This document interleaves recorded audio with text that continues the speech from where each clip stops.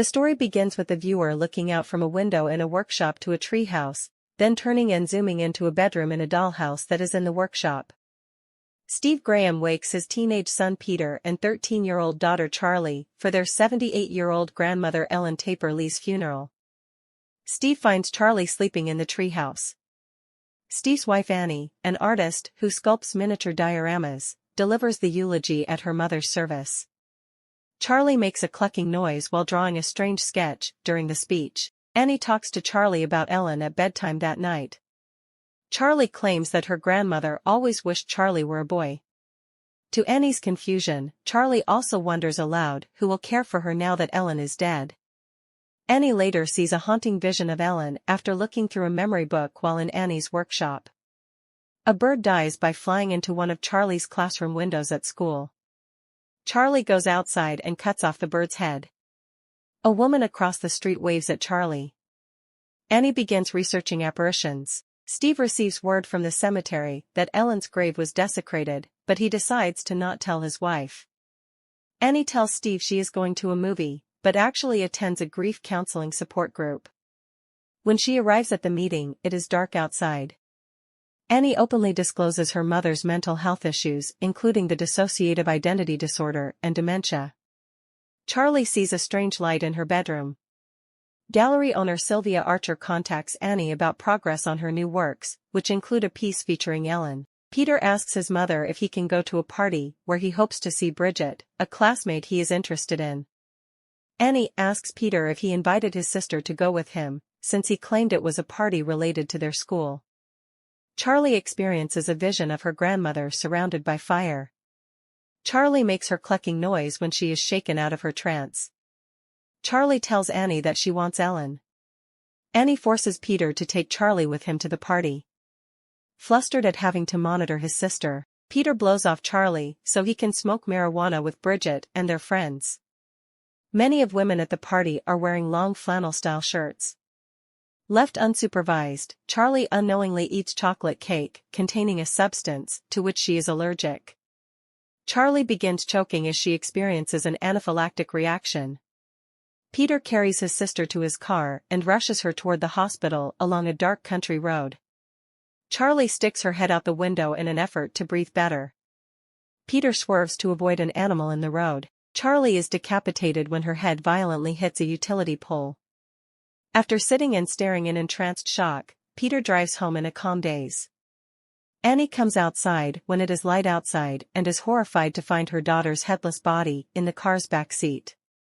The family holds a funeral for Charlie. Steve looks through Charlie's sketchbook of drawings. Peter experiences a panic attack while smoking marijuana before biking home from school. Peter arrives at home in the dark.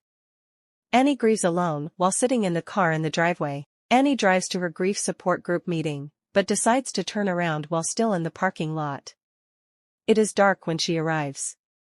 However, before Annie can leave, fellow group member Joan spots Annie and stops her to talk. After hearing about Charlie's death, Joan confides in Annie about the loss of her own child and grandson. When Annie returns home, Steve makes a pass at her, but Annie rebuffs him. Annie sleeps in the attic.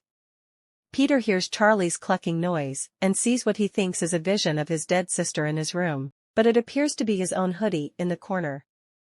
Annie visits Joan at Joan's apartment.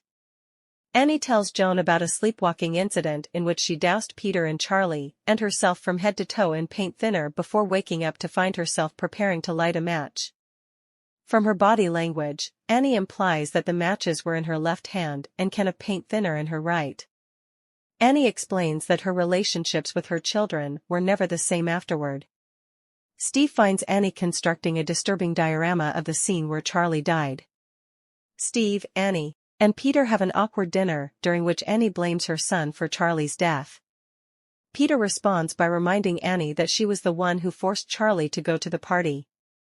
Annie runs into Joan at an art supply store. Joan excitedly explains to Annie that she attended an open séance that changed her skepticism about psychics. Joan tells Annie that a medium was able to conjure her dead grandson Louis and taught Joan how to conduct a séance as well. Joan has a chalkboard in the trunk of her car. Joan invites Annie over to witness a séance firsthand. Joan seemingly makes contact with Louis, who uses a glass and a chalkboard to communicate. Joan assures Annie that she can conduct a similar conjuring herself by using a personal item from the deceased, reciting a cryptic incantation, and making sure that her entire family is in the house during the summoning. Annie hears a clucking sound while driving home afterward. Annie wakes that night to find a swarm of ants leading to Peter's dead body. Annie wakes from a sleepwalking trance over her son's bed, prompting a conversation with Peter. Peter asks why Annie is seemingly scared of him. Annie involuntarily confesses that she never wanted to be Peter's mother and tried to have a miscarriage. Annie suddenly wakes to discover she was experiencing a vision within a vision. Annie recites Joan's incantation with Charlie's sketchbook while Steve and Peter sleep. Claiming she summoned Charlie, Annie excitedly wakes her husband and son for another seance. Charlie seemingly possesses Annie. Steve snaps Annie out of her trance by dousing her with water as Peter cries from confused fright.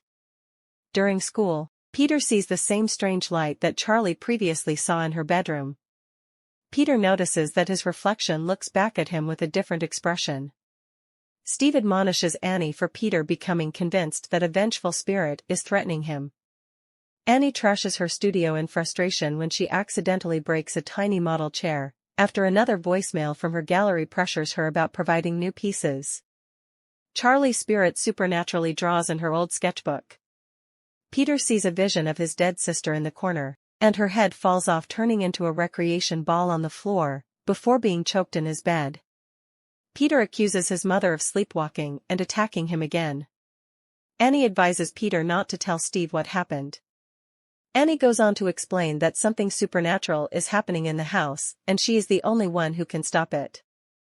The window above Peter's bed has a mark that looks similar to the one in Charlie's classroom when struck by the bird. Realizing that the spirit she summoned is malevolent, Annie throws Charlie's sketchbook into the fireplace. Annie's arm mirrors the burning book by also catching fire, forcing Annie to rescue the book. Annie returns to Joan for help, but no one's there and she does not go inside Joan's residence. The camera shows us Joan's place is decked out in witchcraft paraphernalia, including a photo of Peter inside a ceremonial triangle and a symbol Annie recognizes from family photos. Annie learns that the symbol is associated with the demon Paimon, one of the kings of hell. Annie also finds photos of Joan with Ellen, revealing that Joan and Annie's mother were in the same coven devoted to gaining riches by conjuring Paimon into a male body. Annie discovers Ellen's headless corpse in her house's attic. Peter hears Joan shouting, "I expel you," at him from a distance at school, behind a fence. During class, Peter hears Charlie's cluck. Peter acts possessed and suddenly bashes his head into his desk, snapping out of his trance with cries of terror and pain. Annie stands in the pouring rain below the tree house with Ellen's scrapbook, and we see that Peter's room behind her in the Real house does not exist. Steve brings Peter home. Annie approaches the car, and is dry with no sign of the downpour. Annie tells Steve that Ellen's corpse is in their attic, but it is now decapitated. Annie also shows Steve the photographs where Joan and Ellen are wearing the seal of Paimon. Annie explains that their family became cursed when she tried contacting Charlie. Annie also explains the connection to Charlie's sketchbook, adding that Steve needs to destroy it in order to save Peter. Peter sleeps in his room in the background and is not awakened by the conversation. Disbelieving her wild claims, Steve accuses Annie of digging up Ellen's grave. When Steve refuses to burn the sketchbook, Annie throws it back into the fire, even though she presumes doing so will kill her. Instead, Steve spontaneously combusts. With his possessed mother hovering in the corner above his bed, Peter gets up to search the house. When Peter leaves his room, the ladder to the attic is withdrawn missing. Peter finds his father's charred corpse. Possessed, Annie chases Peter to the attic. The ladder to the attic is now down. Annie jumps up and furiously pounds her head on the attic door after Peter climbs the ladder and retracts it into the upstairs ceiling. In the attic, Peter finds flies, candles, and a photo of his face with the eyes punched out. Ellen's body is gone. Annie suddenly hovers above Peter before severing her own head. Confronted by this horror and 3 undressed devil worshippers, Peter jumps out the window. Peter's head hits the ground below, which seemingly knocks him out. Peter rises after the oddly glowing light seen previously hovers around his body. Peter follows his mother's headless corpse as it floats into the treehouse.